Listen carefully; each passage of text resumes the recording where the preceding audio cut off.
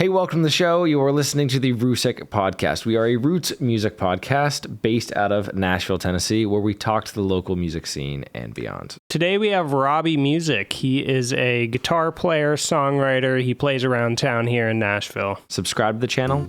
Check it out.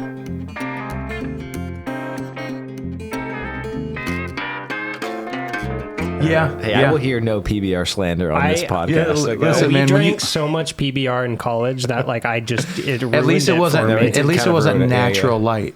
Yeah. Natty light, and Natty then lights. I never stooped that low. Well, and then natty light, and then natural ice came out, which is like Even worse. I think. I don't even know if I know that How one, can actually. they cut nat? It's like they cut natty light in half with more water. Well, isn't the ice just mean they put a little more alcohol in it? That's what they say, but it doesn't. Interesting. It doesn't taste like that. Yeah.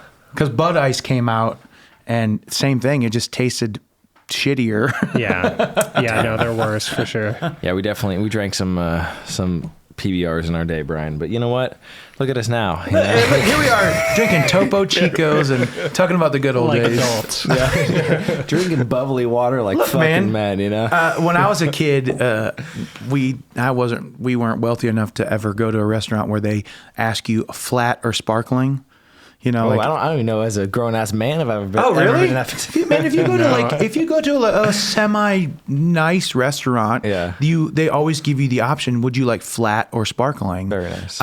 And I think back to it, and as a kid, if someone would have said, "Do you want water that is bubbly but it doesn't have the sugar and flavor of soda?" I would have said, "No, get away from me! Like I don't know. Soda will do just fine. You know, no soda water." Wait, are you from around here originally? No, I'm from Cleveland, Ohio. Oh, nice. Okay. When did you come out to Nashville? 2010, January 20th, 2010. Okay. I remember it. I remember the day that specifically because not only was it like a life changer for like what I'd always wanted to do, but I was in a band, and a buddy of mine called me. He had moved down a year prior to me, and he said, "We need a guitar player tomorrow." And I was like, "Oh man, I don't think I can make that happen." Yeah. And he goes, "All right, well, we're going to get a fill in, but I want you to come down and do an audition." And it just so happened that the band that I was in was going to Memphis because they have an international blues challenge every year. And it's like bands from all over the world. And, you know, when they say the best of the best, it's fine. Like some of them are great. Some of them are not.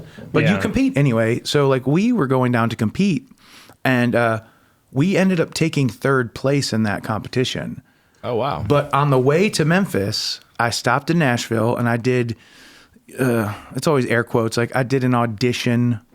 Mm-hmm. It was more of like hey, if you're cool, you got the gig. Yeah. Like, yeah. If you know the songs and, you know, whatever. Like, we're not really going to, we just want to make sure that you're not a dick. So I did the audition. I got the gig. They told me I got the gig, and then I had to go to Memphis and like pretend like my band was, you know, still a viable option. None of them knew except for the keyboard player because he was with me. Actually, he was like also in the new band. So you had like oh man. Yeah, so two of us Clevelanders moved down together, but we went on to play with the band. We took third place in the competition, which felt great. Nice. But it didn't really mean anything. You know, like it wasn't like we would have played like the Blues Cruise, or like we would have, oh, hey, congratulations, you get to open for Buddy Guy on this blues festival now. And I'm like, yeah, we were doing that already. Nothing else was big. Yeah. So didn't feel like it would have been a catalyst for So anything. I broke the news to him, and it's what I always wanted. I mean, like Nashville was the dream since I was a boy. Had you ever come out here before, or was that the first time? I'd come twice before. Once when I was 15. I think that was the first time I came to Nashville.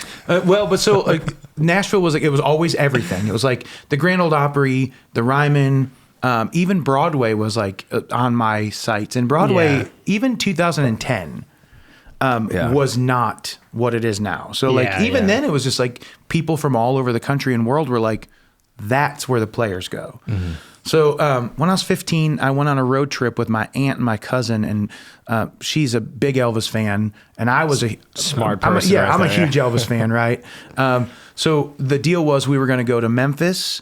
We were gonna stop through Nashville just to see it. We were going to go to Memphis, and then we were going to go down to New Orleans, and that's what we did. And obviously, Memphis was the highlight of the trip. Yeah. New Orleans was great, but I just remember riding a riverboat. And even the wind couldn't stop the humidity and the awful. I mean, it was the hottest I've ever been in my life. Yeah, the It can get gnarly over summers are there. rough out Yeah, here. well, so we stopped in Nashville, but we didn't even really see. We didn't know what we're looking for, so we ended up. I don't know how long y'all have been here, but pre-flood, there was out of the Opryland Mall, Opry Mill. Sorry. Still, it's yeah, you know what I mean. yeah. There was this thing called the Gibson Showcase, and they were building like dobros, and a couple instruments were being built there, but it was in the mall. Okay. It was like a whole thing, and there was a big glass wall. You could see what was happening, and Yeah. that was like, as a 15-year-old who wanted something to do with Nashville, we went there, and I just played guitars for 4 or 5 hours. And they could see, it's the best. all the guys could see it, and I was good enough that they weren't like, get this kid out of here. Yeah. But like a little jam formed, and all these older guys are like patting me on the back, and Nice. that kind of that kind of success makes you go, It gets under your skin. You're I like, should wanna- do this. Yeah. Yeah. And so now, of course, that was like the talk of the trip. I was like, you remember when that time in Nashville? So, and then when I was 19, I came back with the band. We were on tour, and the singer's sister lived in Franklin, and she had like a Christian rock band that they were like doing their thing. So that was my first sight of Franklin, Tennessee, which at the time we were staying at their house in a mansion. Like, it was crazy. And they're like, yeah, Winona lives right there, and Tim McGraw and Faith Hill. I'm like, what the? Yeah. Right? They're like, yeah, this is where all the stars live. Yeah. And we did Broadway. Like, we went down to Tootsie's at like 9 a.m, and they weren't even open yet. And we had an upright bass. I had a Telecaster. He had his acoustic, and then his girlfriend was our drummer. She played a snare just standing up. We were like a rockabilly thing, right? And the sound guy was like, I'll get you guys up. We don't have anyone in the back room this morning. So we played. To us, it was success. To them, it was a free band, and we were Yeah. awesome. So Yeah. they were like, Nice. they're like, yeah, you guys, yeah, go ahead. Like, no, you're looking back. I'm like, you took us. You should have paid us. Yeah. But so we did that, and It's all perspective, yeah. Absolutely. Yeah. And that like slotted it for me, because I wanted to move here when I was 18. When I graduated high school, I was trying. Mm-hmm. Like, that was my everything. It was my goal, and then I chickened out because that's what happens when you're 18, and you really start to like do the math, and you're like, that's not going to work. And I'm really grateful that I didn't, because if I had, I would have failed. I would have tucked tail, and I would have went home, and then I wouldn't, be on you guys' podcast today. There you go. Yeah. Right? This is what it's all for. Everything leading up to It's up all to this down to podcast, this. yeah. What? So, what was your entry into music? Has that always been a part of your life? Yeah. Then, since you were a young kid. How did that begin for you? So my family in the 60s, my mom's side, my mom's parents, and she had there's 6 kids, and the parents.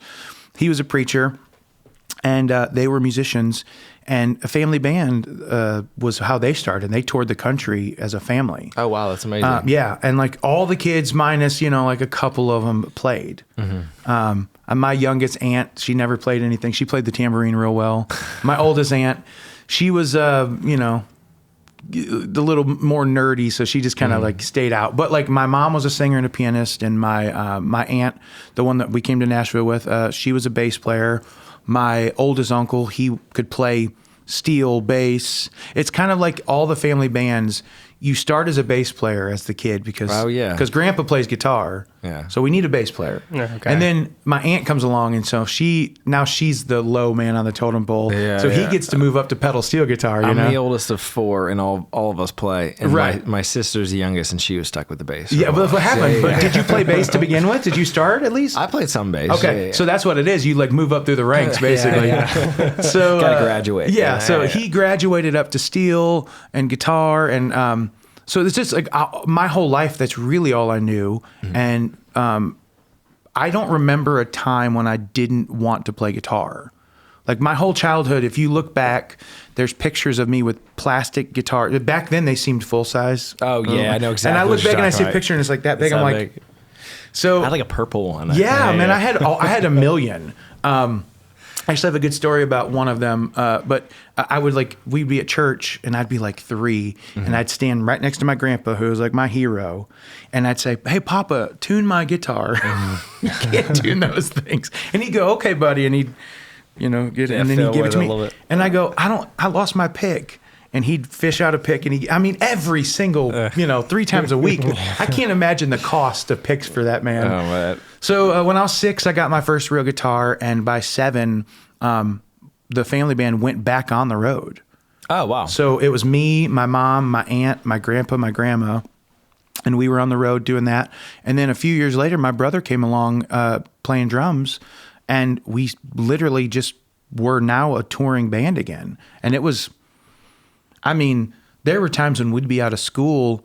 The loophole in the country is if you say it's my religion, they can't tell you not to. Oh, right? yeah. So if you want to pull your children out of school for prolonged periods of time, you're not allowed to unless, So my mom would be like, well, this is for religion. And they're like, oh, okay. So they give her lesson plans. So I can't say I was homeschooled, but I was like... on the brink of it, right? Yeah. Because there would be 2 months, 3 months at a time that we'd be gone. And that's when you were doing this. What kind of shows were you playing? so like Southern gospel shows. So like there would be tent revivals in the summers. Oh, okay. There would be big churches, or sometimes we would do like multiple nights at a church. Sometimes you'd show up somewhere and they would have rented like a gymnasium or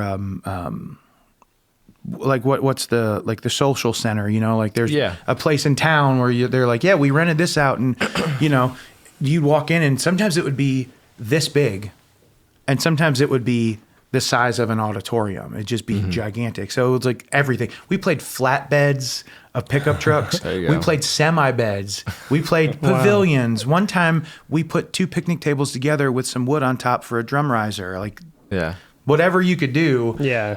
But it's weird because in music now you measure like the success of like the size of venues you're playing, or like the professionalism of your gear. And I look back to that, and everything we were doing was like straight out of the 60s, because that's what my grandparents and parents knew, There's got to be an interesting upbringing, though. I mean, like just to get that under your belt that young has got to be really fantastic. It's the only thing you know.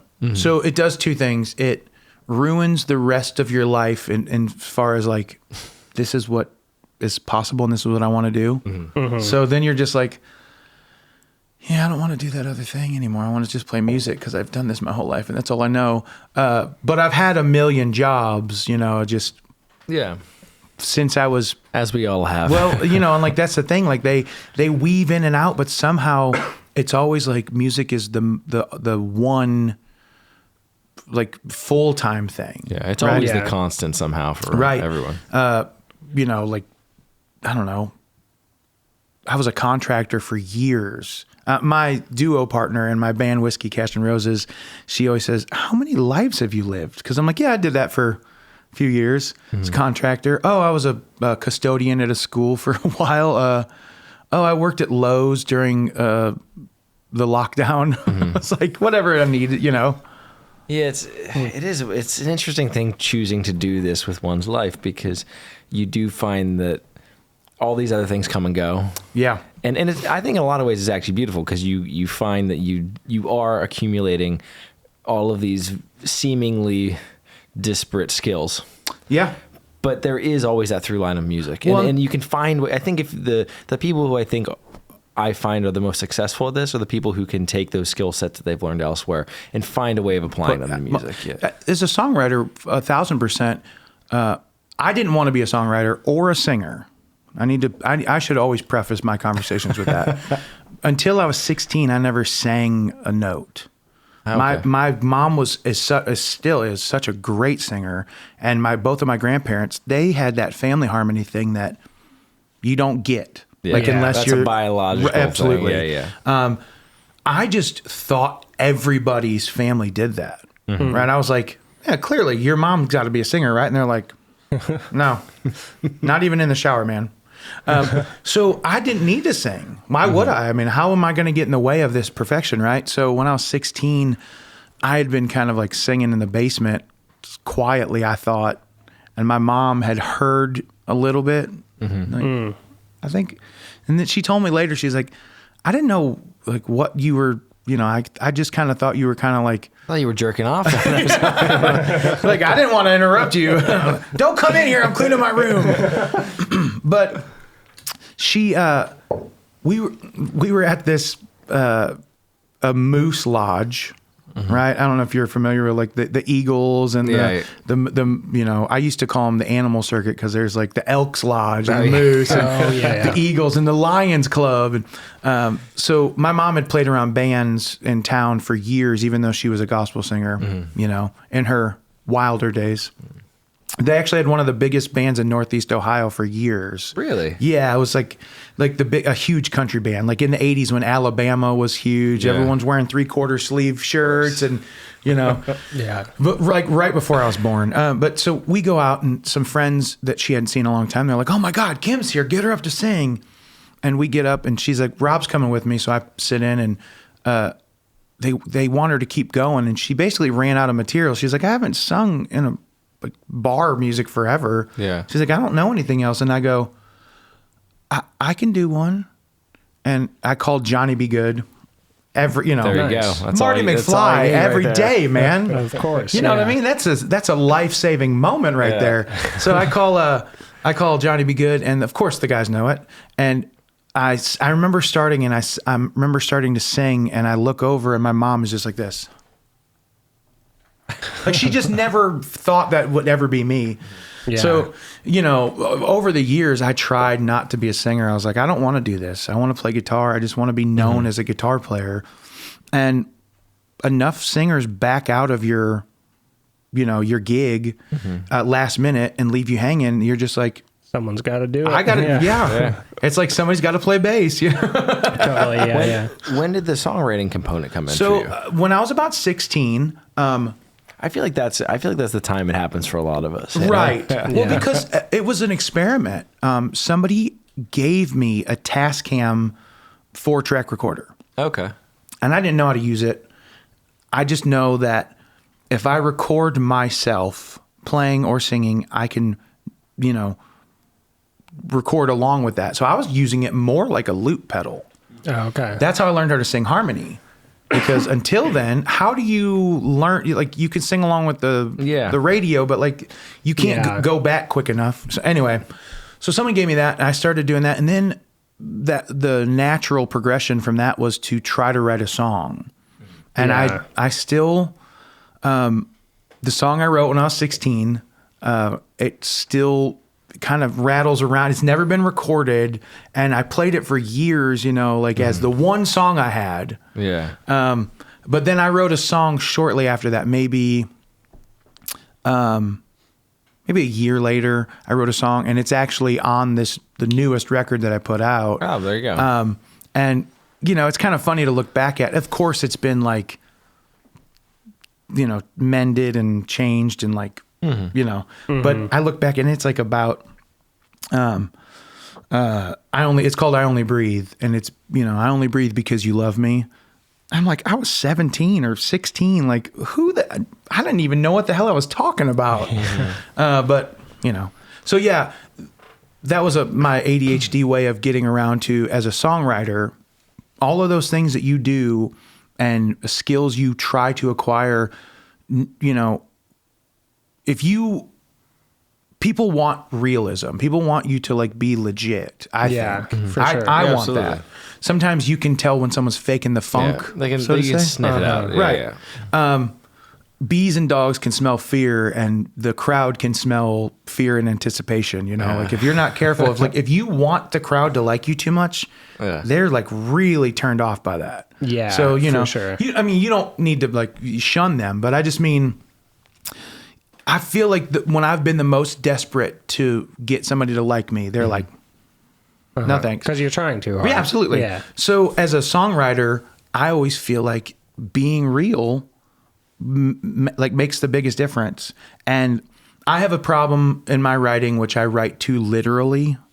So like, I always like pair up with somebody who maybe is more whimsical, or maybe, can get around that. Yeah. But,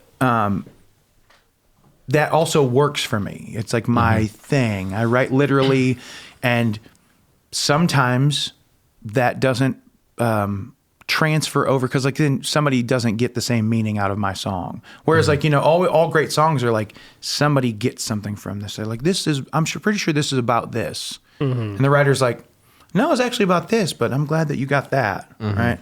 So sometimes that backfires, where my literalness kind of screws me on that. But I've tried to apply all the things, and if you sing about working a 12-hour day, but you've never worked a 12-hour day, then I don't know how to write about that. But I have worked 12-hour days. I've worked 16-hour days, What had you co-written prior to coming out here, or was that something new to the Nashville experience? I think that was new. I'm trying to think. Maybe like a little bit. Maybe I had been like accidental co-writer. I was in a band with this girl, Christine Jackson. Shout out to her, because she was like a sister to me. She was like a great singer, guitar player. Then she became a bass player because we needed a bass player in the band. And As it goes. Absolutely. And she was great too. But I remember kind of sitting in while she was like, hey, I'm working on this song. What do you think about this? And I remember kind of giving, some insight, and we used that. I don't know that, like, we weren't calling it writing then though. Like it's more like, you offered some whatever. Just bouncing ideas. Yeah, I don't know if she ever gave me Yeah. credit. I don't care. Yeah. But when I moved here and my very first co-write, I was like, whoa, oh, okay, like two minds, right? I've only done one three-way write, but you look at some songs and there's like 6 or 7 writers on it. Yeah. And I'm like, I'd be interested to try that, but I just feel like it's too many cooks at that point. Yeah, I get what you mean. Yeah. Yeah, I'm always fascinated by that, and it's something I feel like I ask a lot of people only because it's something I've never been able to do. It's very hard for me to write with other people. And so when people crack that code and get really good at it, I think it's really interesting. So there's 2 sides, or there's 2 or 3 ways of that. There's someone like you who can't crack that code to like, you're like, I just can't open that up. There's also someone like me who I really only can write with the people that really work with me. Like some people I don't mend, or I don't meld with well. But then there's guys and there's people that they can literally write with anybody. It's like their job. So every day they clock in and they write, and they're like, I got to co-write with this person I never met before. And I'm like, how'd it go? Good. Yeah. I'm like, So they're expecting something different, or their skill set is better, and my skill set is just not that. Yeah. Totally. Yeah, it's it's interesting. I think a lot of it also depends on what it is you're looking to extract from music. Yeah. And a lot of those people, I think, a lot of the people that approach it in that manner, what they do is they write songs with other people. Right. Like that is their... It's their 9 to 5. That's their 9 to 5. That's what they clock in every day and do. Those are the people that are getting pub deals. Exactly. And, exactly. Yeah. And it's one of those things where songwriting is my favorite thing in the world, but I've sort of recognized at a certain point in life that that's not the function I want that to have in my life. Absolutely. And so I think a lot of it too is just people finding what works for, you and your sort of rhythm and relationship with it. Absolutely. The one thing that the reason that I can't write with just anybody, now I will attempt to write with just anybody. Yeah. Doesn't matter. because like, you know, you don't know what kind of chemistry there's going to be. Exactly. We might get through a song and then we both go, probably not again, or just whatever. And it's not even against them. It's just, you know, that doesn't work. No, it's we've talked about this before on the show. It's very similar to, I think that whatever that is, whether you're talking about the dynamic between two songwriters or the dynamic between a bass player and a drummer or a guitar player and a drummer, it is akin to there's a romantic. Thing. Absolutely. Like there's either that spark or there's not. And also, it's a hard thing to quantify. What I was going to say to lead up to that was even further, you can't be afraid to look really stupid in front of the person you're co-writing with, because you will. Exactly. Well, you hope that they don't think that. Yeah. But like if you sit back and you leave your body and you watch over this, you're going to go, that felt cringe to say that thing out loud. Yeah. But what if, you know, what I'm trying to say, you know? Yeah. And, you know, there's the people that I really love writing with that I don't have that with anymore. Mm-hmm. I throw something out and they don't make me feel bad. You know, they just go, or they like take it, internalize it, and then spit out like a better, like, what if that instead? I'm like, oh yeah. And you also kind of find your lane with that sort of delivery too. I mean, I always, I think of it in my head, it's almost like pitching in baseball, right? And I've kind of, for me, it's like I'm a knuckleball pitcher. I know what I am. Right. You know what I mean? Right. It's like Right. I'm Tim Wakefield. Like I know what I do. Right. And so it's like some people, you know, if some people can kind of feed off that and I understand. Okay, I get what you're doing. Mm-hmm. And other people, it's just that whatever again, whatever that dynamic is, it's just it's not there. It is really interesting finding that give and take with people in music. I think is fascinating. And writing for a purpose too, like that changes the whole deal. Like if you're writing under pressure because you have to finish a record or whatever, that all changes things too, you know, because I like to write just willy-nilly. This is, I mean, you know, I smoke plenty of pot, you know, so like I'm a hippie when it comes to it, but like I try not to have like super like spiritual views, but like the idea that I have, and this might be too like hippy dippy, but songs float around in like the ether. Yeah. Like, and until you are like open yourself up enough to grab it or funnel it out, right? It's Paul McCartney is still putting out great songs. How many thousands of songs has he written? And I mean, a bunch of them that we can recite like that, you know?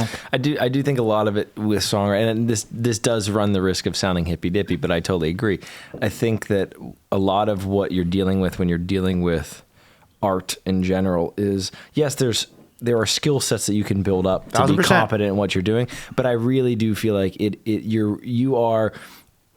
you are trying to grab radio signals out of the air. 100%. That's what you're trying to do. That's what I'm saying. Definitely. And some people who I think are the artists, whatever medium they're working in, that I am the most in awe of are the people who just can bring in the most bandwidth. The people who can just they literally take can the most open in. themselves and like, and that, you know, again, skill sets. You without Paul McCartney's abilities and, you know, talents, the thing that comes out wouldn't be what it is, obviously. But I've heard multiple stories from people saying, I started writing this song with this melody, with this content, and then it just kind of sat for a bunch of years, right? I just kind of whatever. And then I heard somebody play a song with this melody, with this content, and I'm like, yeah, I feel like if that kind of pushes my, you know, my theory to like, well, you had it and you didn't use it, and it just went back up, and someone else grabbed it. Someone else found it. Absolutely. Well, there is like, if you want to get really deep into this, please, thing, there is like the I forget exactly what the theory is called, but they have discovered that a lot of like inventions over history were invented at the same time. People like, you know, in completely different parts of the world who had no access to each other's ideas at the time. So I think there is something to that sort of like it's a necessity. Collective consciousness. And collective consciousness. That's the thing. Yeah. And it is funny because I do feel like whenever people talk about that, it does everyone, or I shouldn't say everyone, the vast majority of people that I have this conversation with, whether it's at this table or otherwise, a lot of us will preface that with, I know this sounds hippie dippy I and crazy, know. but at the same time, and I say that though, but at the same time, I think it's something anyone who functions in this world, at least to a certain degree or another, Yeah. kind of like we're all kind of on board with it. Yep. I'm sure there are some Yeah. people who don't view it that way, but I do find the vast majority of people who have dedicated their lives to working in some creative world, They kind of understand all it. understand Yeah, how yeah. that's working. Right. Well, Yeah. I find too, like the best ideas I find, like whenever I write something, the best ideas I ever come up with almost feel like they just come to me. Yes, absolutely. Rather Yeah. than like me trying to find something, right? And like I have written things like that. So you've done the other way and you've like sought and it. it never comes out as like inspired, and all the best stuff I've ever written, it always feels like it kind of just found me, which again, to like someone who's not a creative person, that probably sounds like some hippie shit. Well, but like, I think I that- know you guys know what I'm talking about. Well, so I think like I think the delineation between the two is there's like the artist side, and like if you are open to things and you whatever medium you're creating, movies, art, painting, whatever, any kind of art, and you're open to that. But then there are the people like we talked about who it's not even to take away from them, but they can clock in and they can write because there's like a checklist that they can go by, and they're good at that. It's a different sort of thing. And I don't think that that's bad. I think what that ends up doing, here we go. I'm just going to piss off everybody in the industry real quick. I think what ends up happening is a lot of stuff sounds the same on the radio. It just sort of dilutes everything. Yeah, and that's because those writers are doing that kind of thing, and they're not doing it for that reason. They're doing it to pump out material and get stuff cut. But then you pair that with people, say in the record industry who are just like, okay, that works, so do it again and repeat it 30 times. How many John Mayers can we put out? Because John Mayer was great, but now we need 3 more because we need something to fall back on for this market. And writers do that, Writers will pop out a bunch of things. And country has a lot of that. It's starting to come back around now with, the Zach Tops and the Tyler Childers. There's some great stuff that's starting to kind of float to the top. And there's always been, it's just whatever's on the radio is the problem. And the way I think about it too, and I Clear apologize. Channel is evil. Yeah. Sorry. And I apologize if I've Shots said something fired. similar to this before, but I always find that, like, for myself as a writer, and your relationships to these processes change over time as you move through life. But what I've always found was there were periods in my life where I would sit down every day and clock in, and to me, that process was always to keep the pipes clean, right? That was always to sit down, to go through the mechanics of being able to write. Yeah. And then when you when you're out at lunch or you're, sitting in the yard or whatever, there's that moment of, oh my God, here's that idea. But you've gone through the process, and because of that, the pipes are clean. You understand the mechanics. Also, there's a of doing skill things. set. Yeah, exactly. Yeah. And I feel like what happens oftentimes, which is what you're getting at very clearly here in my head, is there are those people that live in that first world where they're just they're incredibly competent at the mechanics of the thing. And again, in my mind, they're incredibly competent at keeping the pipes clean. Absolutely. But it's just kind of vacant because you haven't sat in, you haven't taken the time to find that thing worth exploring through those skills. Yeah. And again, like, I don't think that's a good or bad thing. I think that's kind of what happens with most, even beyond creative things in life. Anything that can be, I don't even want to say gamified, but sort of gamified, where the skill can be honed in that way. There are going to be people who get very competent at honing that skill, but then there's just nothing of substance there really to I think to pull through. The same goes for like musicianship too. For sure. So anything like, I've kind of, growing up in the church, like where I've deconstructed and like, where I'm the agnostic beliefs that I have now. I definitely believe there's something greater than us. I don't know what it is. I don't care to know. I don't need to know. But for years, the thing that would always be said as like a young guitar player, some woman would come up and go, "Oh my God, you're so talented. this, this God-given talent that you have. And later on, those comments would get more like directed as like, you didn't do this work, someone else did this work. And I'm like, listen, I think 100% there is something that is flowing through me that I don't know. It's like in the blood. My whole family's musicians, but I practiced guitar for 8 hours a day. My mom would scream at me because she'd say, it's time for bed, get in bed. And I'd say, I'm in bed. And she'd come in and I'd be laying in bed with the guitar on.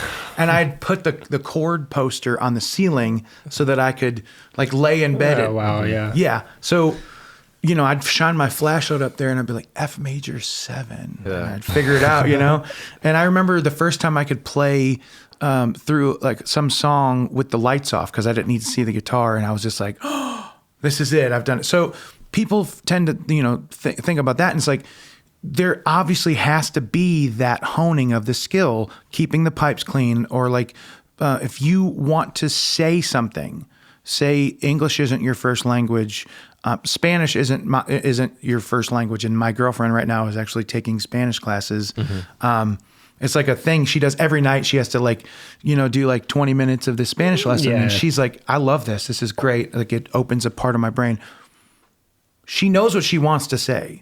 But without the skill that you've honed, you can't say it, right? Totally. If you want to draw and you're like, I can see this beautiful flower, and then your hand is like, I don't even know how to hold a pencil. Yeah. So obviously, the skill needs to be honed. Mm-hmm. But furthermore, it definitely is something in the ether that is floating around through you, to come through you.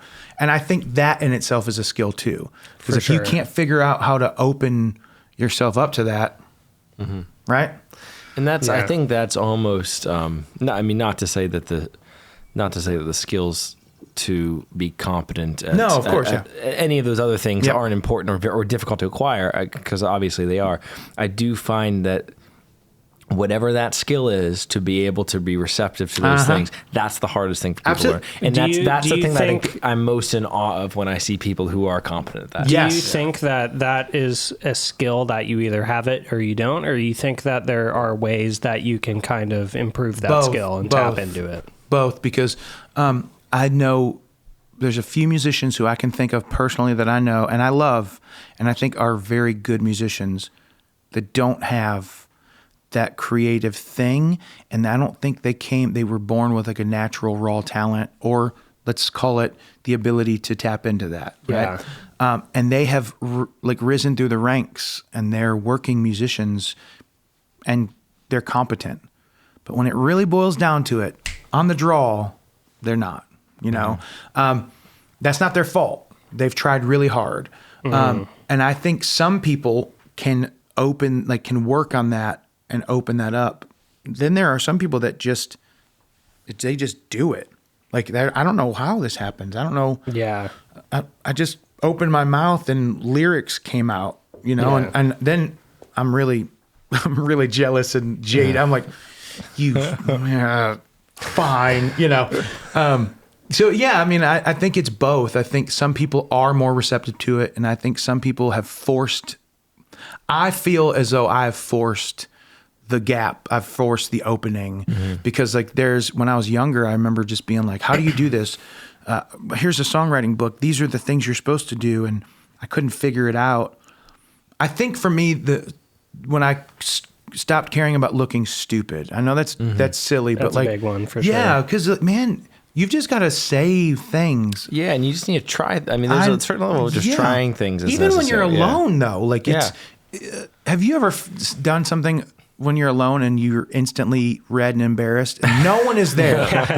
You're just like, oh God, I hope live in that world every day. Yeah, exactly. Yeah. So I wrote a song with someone the other day, and he basically recommended, hey man, in Logic, just pull up a drum beat.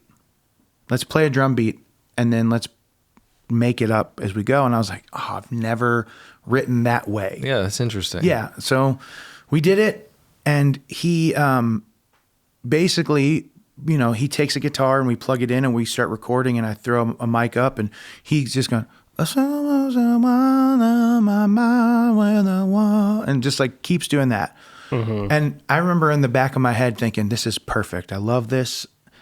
And 10 years ago, I would have been red with embarrassment for him, because of him, to be in the room with him. And he wasn't doing anything wrong. He was doing everything right. Yeah. And now I'm like, I don't care about that anymore. Yeah. There's no embarrassment here. We listen and we do not judge, Totally. And Yeah, it's hard to get past that. absolutely. Yeah, and there's not there's like with I think a lot of creative things, there's not a right or wrong process. And it's a lot of times I also find that shaking it up is hugely important too, because one thing that I do find is, like anything in life, people can get complacent. And if you have a process that works for you, oftentimes you can fall back on that. And I think, just as an observation, so many of my favorite creative people, whatever medium they're working in, recognize that, and their life is a series of decisions to make that harder for themselves. Yeah. Yeah. And I think that actually yields really beautiful results, because if you can work from if you can constantly work from that state of insecurity, maybe, or not knowing, I think it can yield really, really beautiful results. But it's something you have to be very active of putting yourself in that situation, because we are creatures of habit, and we do want to revert to what's worked in the past. Yeah, what works. Yeah, you want to succeed. Yeah, that's all exactly, there is to it. As a songwriter, since I was a kid, and I didn't even know that that's what I wanted to do. Really, I wrote those songs when I was younger because I wanted to try something, and I was in bands, and we were touring, and I remember the first time I went to Europe when I was like 20, and we were playing our own songs, and it was at a festival. It was at a world festival, so there's a lot of the crowd was charged. It was like it's a loaded crowd, because they want to be there, right? Yeah, they want to see different things, and they loved us. I mean, we're playing our own music. I think we did like 3 covers in that set, and they cheered. And then people would come and see us the next night, and then they changed the schedule because we were doing so well and we were cooking so much. They wanted to put us on the big main stage, so they were like, "Hey, we're gonna fit you in on this," and that feels great. Yeah. And a bunch of those people now came out, and we're playing to, at that point, the biggest stage I'd ever played, and it was probably 30,000 people. Nice. And it's in this little town in France. And I remember the way the mountains came down. It came to this valley. The stage was set back against a mountain, and it was as far as I could see, people just like a straight shot. Wow. And just going crazy. And I remember thinking, well, I'd like, some of my songs to be played like this. Yeah. And then I moved to Nashville, and it wasn't about that anymore. It wasn't about, I want 30,000 people to hear my song. It was like, I have to get this out. And since I'm a singer, I have to put this out, and I have to get this out of me somehow, because it feels like I'm pent up with something, and a good breakup really helps you to need to get something out like that. And that's what happened. My first record is straight up about a breakup. And my second one, 10 years later almost, is about that same breakup. It's just more refined feelings. It's instead of, maybe calling her out directly, So tell me about this most recent record, which came out a couple years ago now. Something like that? It was supposed to come out in April of 20, and then that thing happened. Yeah. That little tiny thing. I think it was just consolidated down to just Nashville, right? Yeah, exactly. Yeah. It feels like it too, because People got sick or something? yeah, someone had a little sniffle or something. No, man, I had it bad. I had COVID bad in March. damn. Yeah, it was bad. But so the record was being finished up in like December of 19, and I was ready, And then when the pandemic happened, I still had the money to put the record out, but I wouldn't have been able to pay rent for very much longer. I ended up getting a job at Lowe's during that whole thing just to like get by, which is fine. Lowe's, the home improvement store. Not Lowe's Vanderbilt Hotel, spelled different, but all the same Fine letter. quality establishment. All the same letters, just in a different order. That's every time I see that sign, I'm like, they just need to jumble Just jumble it up a little bit. So I pushed it back, and then we started working again in like August, and then they shut us down again. And about September, I started working, and I worked 365 days almost to the dot without taking a day off. Damn. Because I was so scared. I mean, the first time in my life that music had been completely eradicated. Wow. Live streams were whatever, but like, Yeah. you're not really like. It was such a not the weird. same. It was such a weird period. But then it for was that. also so overcrowded. I mean, Yeah. every musician that we know is like, I'm doing live streams. Even people musicians I know who were weekend warriors, and there's nothing wrong with that, but like they have a job. They're just like, well, I'm not getting to play gigs, so I'm doing a lot, and it's not a good live stream. And Yeah. I'm doing my best to like put together a live stream with like, I learned how to use OBS for this reason. Yeah. And I'm like, I don't want to learn technology, but I did. And it just wasn't the same. So I was freaked out. So I worked for an entire year I was like, I don't care about this record that's just sitting in a hard drive. None of that. I'm working. What if we never work again? So I did that. And then finally someone was like, you need to take a vacation. You're high strung right now. My voice was just roached because oh my God. So I went to Gatlinburg by myself, rented a full-size cabin by myself for a week. That's the move, right? Yo, there. dude. Yeah. It was the first time in my life I'd ever taken a vacation. I mean, I've been playing music my whole life, and I've been all over the world.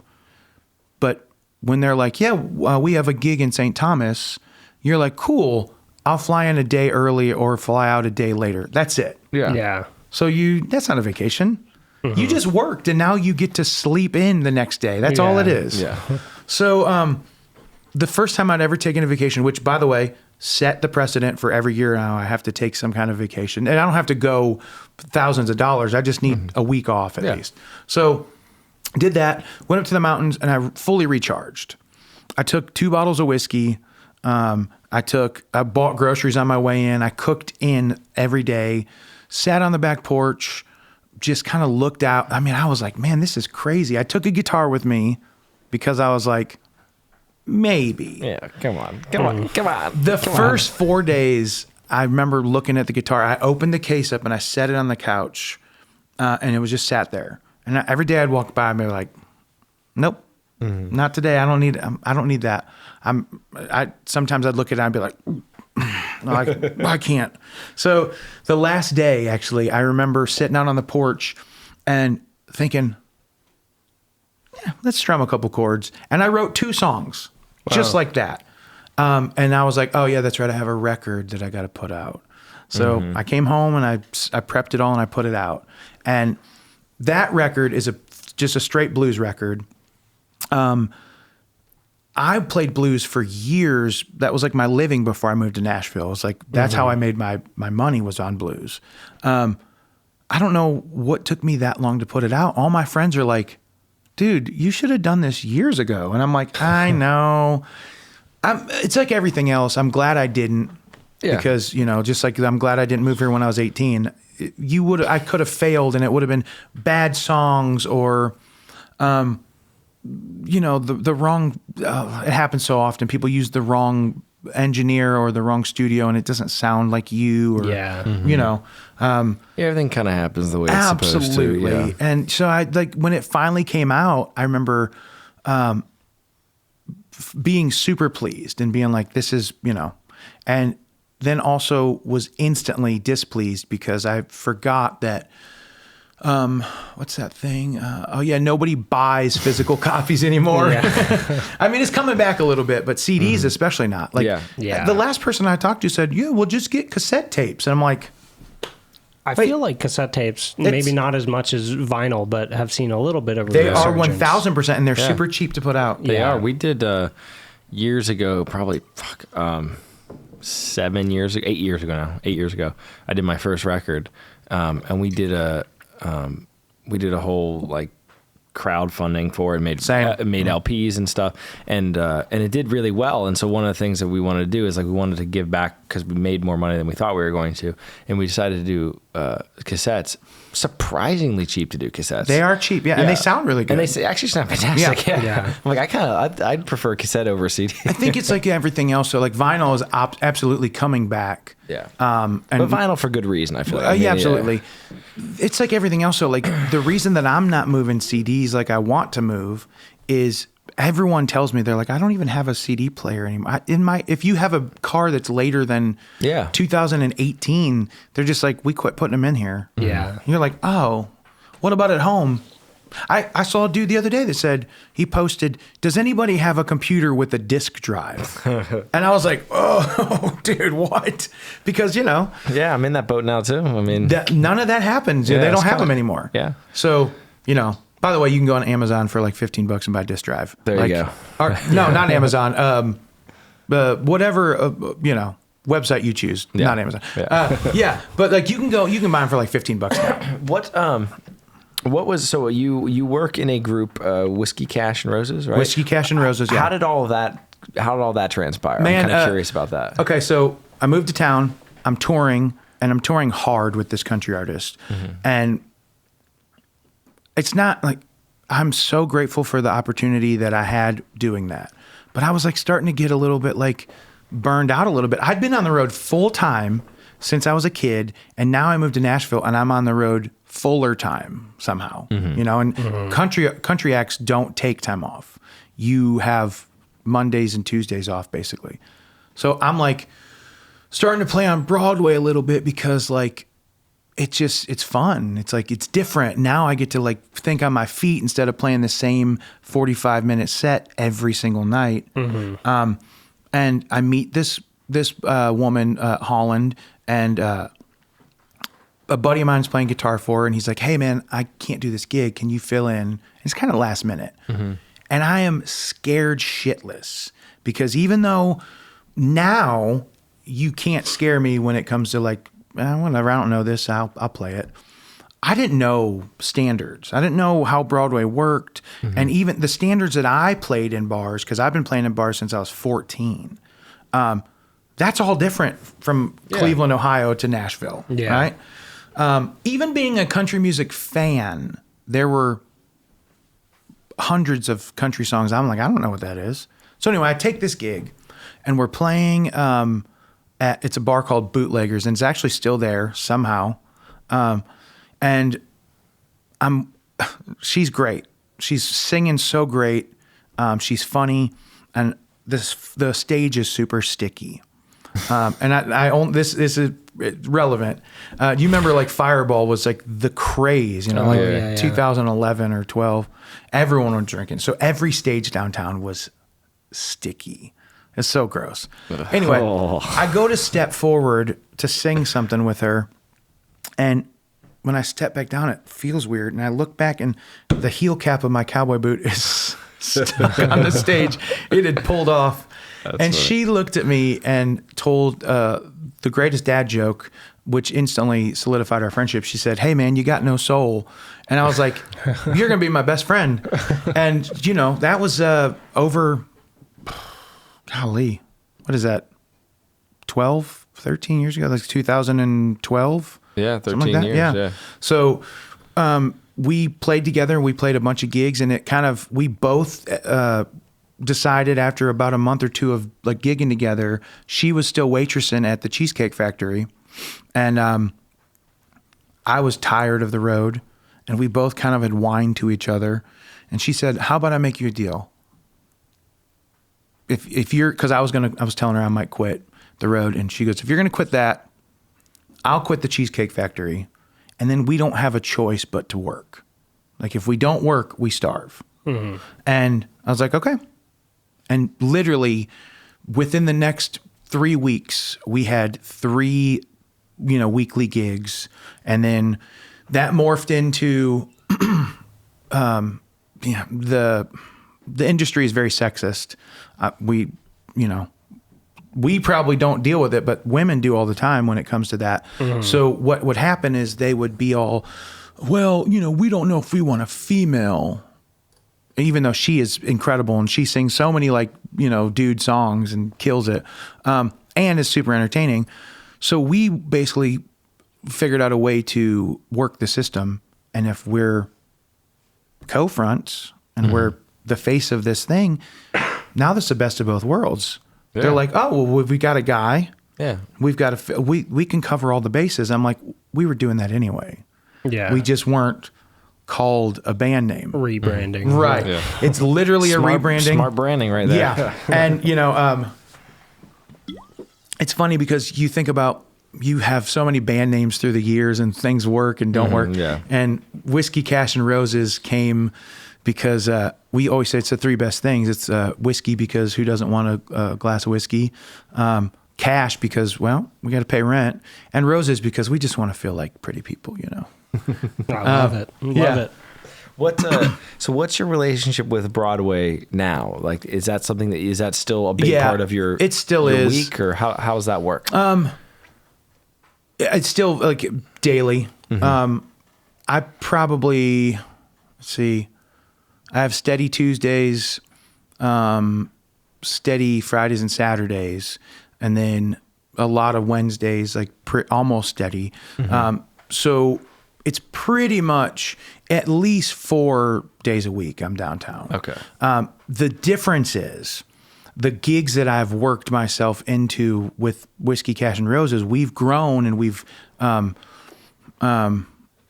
lack of a better term, someone told Holland one time, you're like an elder of Broadway. And she's like, excuse you? Don't ever call me, I'm 40 now. I'll be 40 this year. And now I don't play those gigs that pay $20 a man. And, we're playing to angry crowds. Now we're playing like places like Category 10, which they used to be the Wild Horse, and we were a house band there for years before that. So we're like, we're elders, we're grandfathered in, Yeah. And then Old Red on Saturdays, and like even though those are corporate bars, they still have enough of a honky tonk vibe and enough of like, we still do our shtick, but the money's better, the people are better. They're primed. Yeah. They're pre-primed, and since they're corporate, that leads to a ton of corporate work. Yeah, that's really right? nice. Private parties, and here's the thing, man. Musicians and comedians we always bitch about private events because it's hard.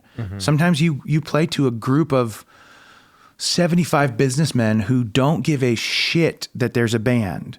And then, they expect it to be like a iPod or something. Or the opposite side, you play to 75 businessmen who are ready to cut loose. And it can be either one of them. We could play a Tuesday private and a Wednesday private, and they're both polar opposites, So we've learned how to finagle that. And so Broadway is such a big part of my life because there's private events happening for really big money right there in the bar that I always play anyway. Yeah. And that's awesome. That is awesome. Yeah. That's really nice. Yeah. And it really helps. Yeah, that's one thing Brian and I have been talking about. Actually, we were just talking about before you got here today. We've been talking about for a while doing like some kind of corporate gig stuff with the jazz group. Because, I mean, that's something we haven't done in a while, but it's something that I think is kind of gnawing at both of us to be like, yeah, it'd be probably a good thing to get back. Generally get paid a little more than the local bar. You get treated better. The one thing I'll say that I'm very grateful about with like the Whiskey, Cash, and Roses thing is I've been part of a wedding band or a corporate band before. And we don't have to be like that. Like when you see like, there are great ones, and this is not a slight, but like if you see like the Nashville Yacht Club band, they're incredible. But like they are very much aimed at corporate work. Yeah. That's what their thing is. We still do like, this is what we do in a bar. Yeah. You know, you might have to cut that back, dial it back a little bit, but like, if it's like, you know, picking some guy out of the crowd and like kind of giving them a hard time and like making them feel like, you know, that's a thing. One time we got hired by Microsoft to play like their party, but they wanted Holland and I to come in the morning and play a couple songs for their like morning meeting. Oh, wow. And we're like, and the guy goes, what we want you to do is we want you to play a song, and then we want you to teach us like a couple country sayings, because Holland is from North Carolina, so she says things, you know, those one-liners, and you're just like, what are you, 75? That's incredible. So that was the deal, you know, and like you learn how to roll with that. Again, 10 years ago, I would have been like cringe, but now I'm like, cool, got it. Cool. Okay. Good money, easy work. And that's what we do. We do things like that in the bar anyway. Yeah. Yeah. So Exactly. yeah.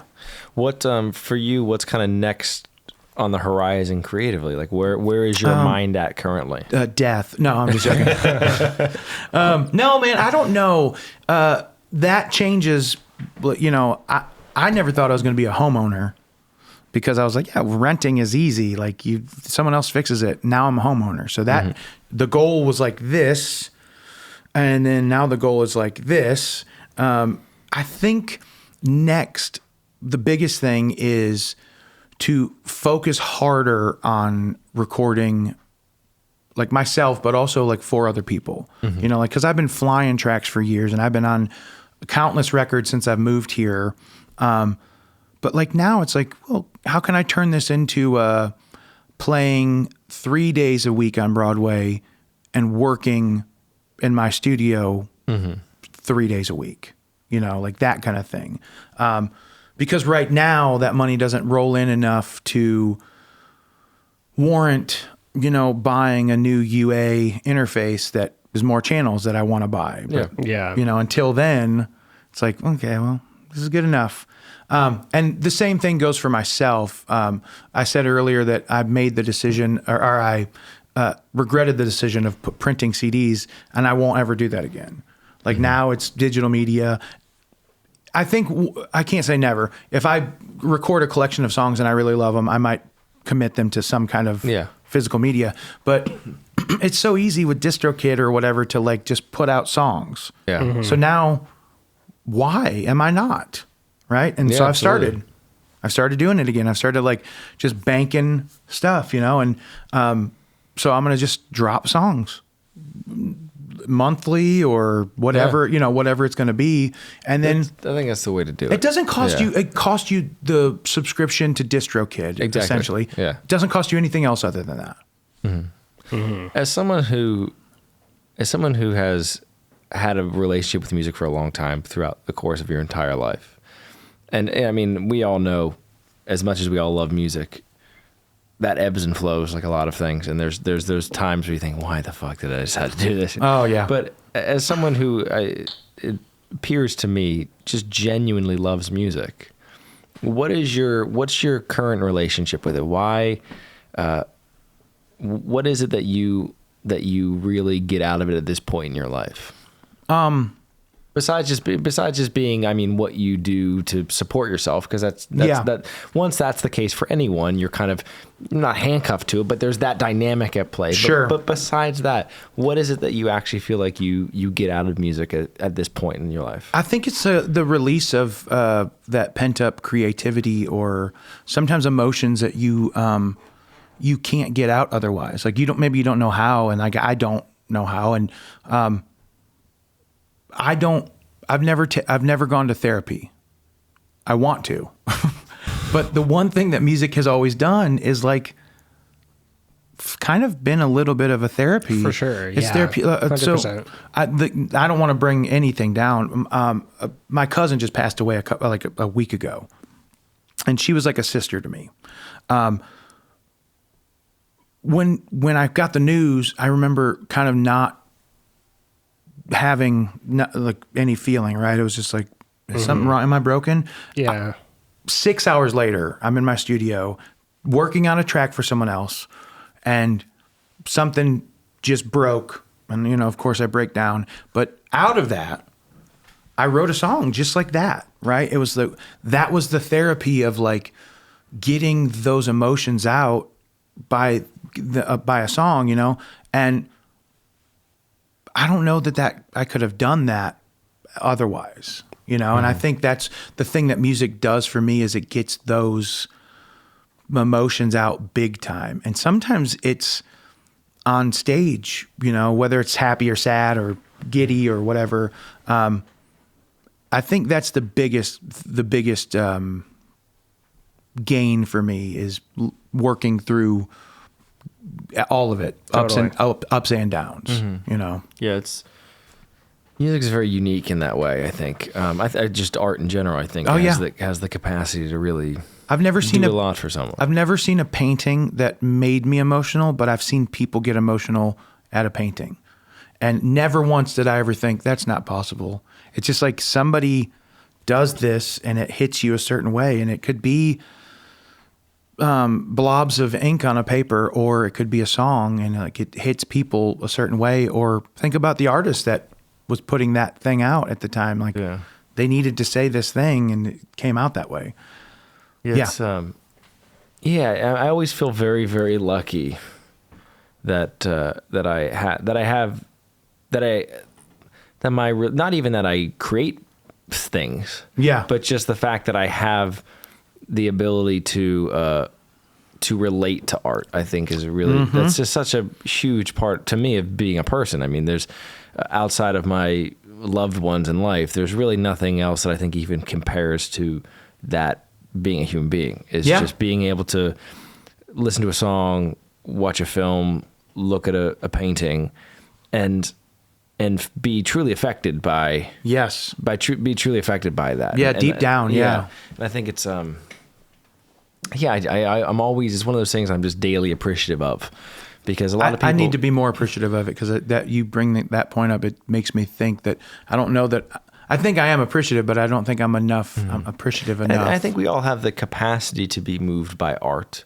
Yeah. But I feel that most people, and this is not a moral statement, but I think most people go through life and, their relationship to those things are very surface level. They might be listening to music on your drive to work. It might be, watching a movie when, your kids are sitting in the living room and you're making dinner or whatever. And a lot of us go through life with that relationship to those things. And I just feel constantly very lucky that, that I've, for better or for worse in life, enjoyed taking the plunge. Yeah, absolutely. And it's, so Ted Danson, obviously we're all fans of Ted Danson. He's awesome, right? I listen to his new podcast all the time, and his wife, Mary Steenburgen, she had some kind of procedure done, and when she came out of anesthesia, she started writing songs. Oh, really? It was like a thing. Something happened.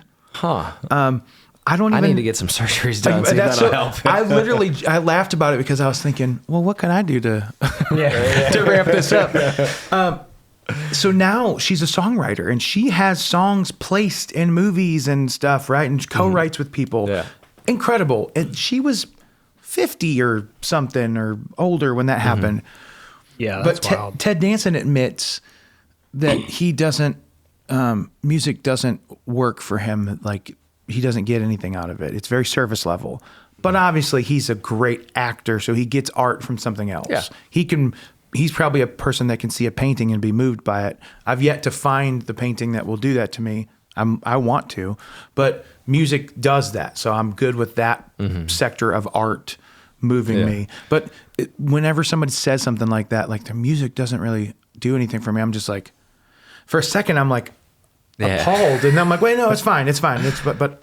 I can't imagine not. Yeah, you almost like take offense to it. Yeah. And it's in a sort of, not even my music. I'm like, don't listen to me. Listen to anything. Someone else would probably say the same thing about paintings. And absolutely. Stuff. Yeah. Different things speak to different people in different ways. It's some kind of expression, though. Yeah. You got to get something from some kind of it. And there are sadly people that don't get anything from any expression. And I'm just like, I don't know how you live what like a that. bleak. Yeah. No, truly. I mean, I think it is. I think it is the. once you recognize what that pattern is in the world, I mean, you could see it in a well carved table. I truly think that. Yeah. But once you see and are appreciative of there's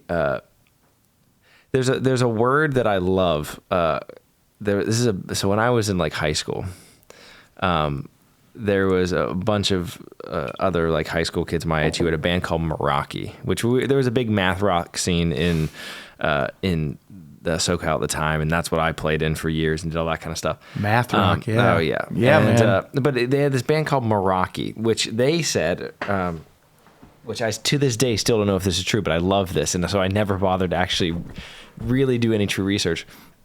But that the word Meraki means to put oneself in the thing that you create. And whatever that thing may be. Yeah. Right. And I do think that if there's any true joy in life, again, outside of your relationship to certain people, I think for me, but I think this is just kind of true of us as people. The greatest joy that can be found in life is that recognition of Meraki, and also the act of doing it. Yeah, like 100%. And I do really think that is, if there is a secret to life, it's probably something like that, but I'm a fucking idiot, so I don't know. No, I mean, I think here's the thing about that. There are times in my career, there's even times of the month that I'm not fully immersing myself in to put my thing in, to put myself into the thing I'm doing, right? And I can always feel when I do. Like I can feel the difference whenever I am 1,000% in, right? Or maybe I'm playing a gig, and I decide to like be present, right? Or because maybe I'm not tired that day, or like whatever reason. Whatever it might be. Man, I feel so much. I get something more from it even. Or sometimes I leave a gig and I'm like way more exhausted than I should be. And I'm just like, I really did it today, And that actually happened a couple weeks ago. I was playing a gig and I'd been on autopilot for a while about these gigs. And I remember leaving and being like, the crowd felt it. I felt it. The band felt it. I was like, oh, yeah, so that's good. Yeah, good day. I never thought of that. Do you find that that's something that you have like some degree of control over, or do you find that's something that's just totally random? Because I know what you're talking about, and sometimes I feel like for me it's totally random, and I wish I had some sort of way to like get myself in that headspace. Yeah, I think it's mostly random, but I also think it's sometimes if you are tired, it's hard to not to go on autopilot, because like your body is just kind of like in survival mode, right? Yeah. And if you're playing 5, 6, 7 gigs a week, at some point you're just like, oh God, like, yeah. But there is also like, there are times that if, for instance, if you saw me in the Lowe's parking garage before some gigs, you'd be like, what is this? I'm in the garage going, like just like jumping, like kind of whatever, getting my heart rate going. And I'm just about to go play to a mostly vacant bar, you know? Because those little 4 to 7 gigs are like just whatever, and like the bartenders are really the ones that I end up playing to. But because I want to be present, because that right there is like, if I go on autopilot on a gig like that, any chance of winning over the crowd that might come in is not going to be there. Yeah. But then there are times whenever I'm ignored for 2.5 hours by a crowd full of people we'll just use that place as example, because they don't care that I'm there. They don't have to. It's not their job. They didn't book me. But they're doing everything they can to talk over me, because they're like, well, this is bothersome to us. Yeah. And there's times that I'll just go, okay. And I like autopilot, and, the goggles come down, and I just kind of like, I go. Gotta like, read the room. My sight goes from them to like right here, and I'm like, this is what's happening. But I wish I could control it more. But I definitely have found that like putting yourself in that headspace before the gig, kind of like you just kind of shake around, jump up, get your heart rate going, and then say, I really want to enjoy this gig, right? Yeah. Sometimes it doesn't work. Sometimes the rest of the band is in a bad mood, and there's nothing you can do. Sometimes you try your best, but the crowd won't let you, Yeah. I don't know have you ever played a gig to a crowd full of people that didn't really care, or even like they were watching. Plenty. Well, yes, absolutely. But maybe they're watching you, but somehow they're not giving anything back, right? Yeah, Maybe sure. they don't. Maybe they don't clap at the end, or maybe they're not like singing along, whatever. And they're watching you, but then you feel like you're fighting a wall, right? But then you play a gig to like same size crowd, and they're giving it back, and you're like, I could play for 9 more hours because like there's like this energy exchange, but if totally. you're just throwing it at the wall and it doesn't bounce back when it's it completely splats on, absorbed. Whereas like when the energy's right, you're throwing it, they're throwing it, and it's just like that. Like that's the all those times happen and you can't do anything about it. The only thing you can do is get better about recovering after you're done. Because how hard are we on ourselves after a gig? If you've made mistakes or when the crowd wasn't into it, you're just like, why do I even do this? Yeah. I'm terrible at what I do. We've all felt that, I've watched people downtown play the shift before us, and I think, probably wrongly so, they're not very good, right? They suck a little bit. Very vanilla or whatever it is. Yeah. And the crowd is just digging it. Yeah. And I have this thought, and I tried not to have this thought. I have this thought of, maybe I'm wrong. I don't know what I'm doing. If that's what they're after, I'm not good. And then of course, that's false, Yeah. I'm good at what I do, but I'm just like, for a second, I'm just like, maybe I don't know what I'm doing. Is it me? Yeah. Yeah. Hi, it's me. I'm the problem. It's me. Yeah, exactly. Dude, I gotta say, this was a ball. We're really looking forward to this. Like, this is a ton of fun. Yeah, man, this is wonderful. I mean, good Lord. It's been a process, but it's so far so good. How long is this? Like, what's the? Not that long. We started doing this. Probably 5 months ago, something like that. Yeah. Not that long. There was some build up, leading up to it where we had to, figure out how the heck we were going to do it. And Sure. we talked about it for a while, but yeah, I think first one came out in October, end of October, something like that. Number what, like 24 or something? I think you'll be 24 or something already. Yeah. So Hey, that's now. a good number. Yeah. Yeah. Yeah, man. Under 50 is always good. There you go. Heck yeah. I'm in the first class. Yeah, exactly. You get that S tier. Yeah.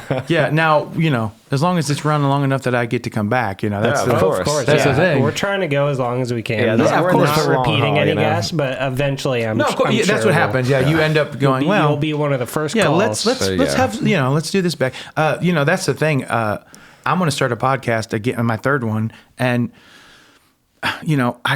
I don't know how I want to hook it, but I definitely want it to be something like this, where Heck it's yeah. like we talk about music, because obviously that's everything to me. Sometimes we'll go, forever without talking about any music. Well, there's comedy podcasts I listen to, and their rule is not to talk about comedy on their podcast. Yeah. Because, it's what you do for a living. It's Yeah. like, but you know that's what? when you start doing with some people. When we get some people in here, be like, hey, we're not talking about music today. That's fine. That's honestly too, though. That's when the repeat guests, you're just like, all right, we talked to you about music for an hour and a half, but Exactly. no more music this time. Yeah, totally. Let's talk about Italian food or whatever. Exactly. Hey, I'll talk anything. Yeah. Yeah. No, but really, Robbie, this was a ton of fun. So I'm glad you did it. Boys, Heck thank you yeah. so Yeah, much. dude. That was Absolutely. absolutely The songs wonderful. were great too. I'm excited to hear the songs back because they were sounding killer. Sweet. So, Yeah. Heck yeah. I love it, dude. Yeah. Thanks, boys. Sweet. Appreciate it. Hell yeah. Man, it's been a ball doing this. Honestly, it's been so much fun. Like we. It is a lot of fun. Yeah. I mean, Yeah. This is the fun part. There's a lot of Yeah.